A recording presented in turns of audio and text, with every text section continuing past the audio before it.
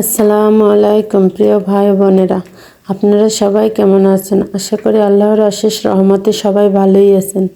আলহামদুলিল্লাহ, আমিও আল্লাহর অশেষ রহমতে ভালোই আছি। আজকে আমি বেগুনি বানাবো।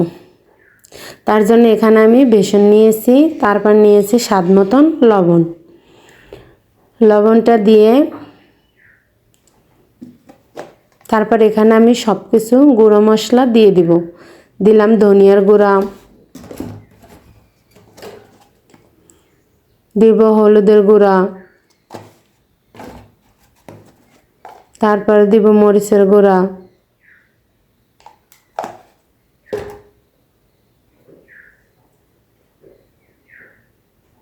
এখন আমি দিব আদা রসুন জিরা বাটা।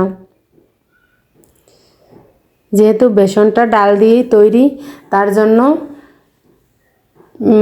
সব মশলা না দিলে একটা গন্ধ আসে, সেজন্য আমি এখানে সব ধরনের মশলা ব্যবহার করি। তাতে কিন্তু বেগুনি বলেন আলুর চপ বলেন সব কিছু কিন্তু খেতে দারুণ মজা হয়। তারপর এখানে আমি অল্প অল্প পানি দিয়ে ব্যাটারটা তৈরি করে নিব। একবারে কিন্তু পানি দেওয়া যাবে না, একবার পানি দিলে পানিটা বেশি হবে।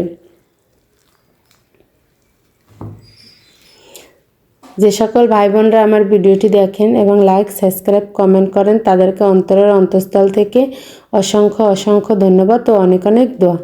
তারপর দেখুন ব্যাটারটা কিন্তু আমি তৈরি করে হাত দিয়ে অনেকক্ষণ মথে নিয়েছি।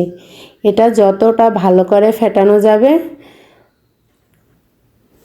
বেগুনি আলুর চপ ততটাই ভালো হবে। তবে দেখুন এখন আমি এটা রেস্টে রেখে দেব। আমি 1 ঘন্টার মতন রেস্টে রেখে দিয়েছিলাম। তারপর দেখুন এখানে আমি দিয়ে দিলাম খাবার সোডা। খাবার সোডাটা কিন্তু আমি অতটা বেশি দিই, অল্প একটু খাবার সোডা দিয়েছি, 1/2 চামচ পরিমাণ। আর দিয়ে দিলাম ম্যাগি মশলা, কারণ বেসনটা অনেকক্ষণ গুলিয়ে রেখে দিলে বেশি একটা খাবার সোডা লাগে না, এমনিতেই ফুলে ওঠে। তারপরে আমি খাবার সোডা আর ম্যাগি মশলা দিয়ে ভালো করে গুলিয়ে নিলাম। আর এই যে দেখুন এখানে আমি একটা বেগুন কেটে নিয়েছি। বেগুনটা আমি অতটা পাতলাও নয় আবার অতটা ভারীও নয়, এভাবে কেটে নিয়েছি। তারপর দেখুন বেসনের ভিতরে ডুবিয়ে ডুবিয়ে আমি এগুলোকে ভেজে নিব।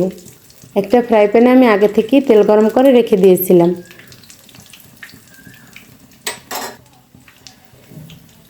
দেখুন যখন এভাবে ফুলে উঠবে তখন কিন্তু চুলার জাল আঁচটা একটু কমিয়ে দিবেন। তাতে কি হবে, ভিতর থেকে সুন্দর করে হবে। আর যদি চুলার আঁচ বাড়ানো থাকে তাহলে কিন্তু উপর থেকে কালার চলে আসবে, ভিতরে বেগুনটাও সিদ্ধ হবে না আর মুচমুচেও হবে না। দেখুন মাশাআল্লাহ আমার সবগুলো বেগুনি কিন্তু ফুলকো ফুলকো হয়েছিল, সেটা তো আপনারা দেখতেই পাচ্ছেন। আর এখানে সব ধরনের মশলা দেওয়ার কারণে এটা কিন্তু অনেকটাই মজা হয়েছিল।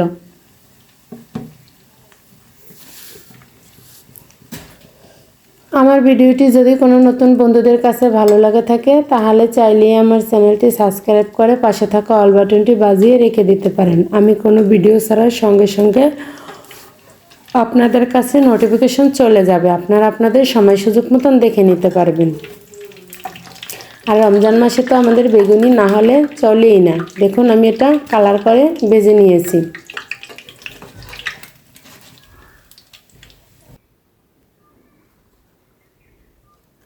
মাশাআল্লাহ এটা কিন্তু দারুণ সুন্দর ও লোভনীয় হয়েছিল।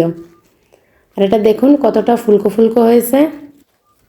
এটার ভেতরে বেগুনটা কিন্তু ভালো করে সিদ্ধ হয়ে গিয়েছিল, কিন্তু রমজান দেখে আরেকটা ভেঙে দেখানো হয়নি, অন্য একদিন দেখিয়ে দেব।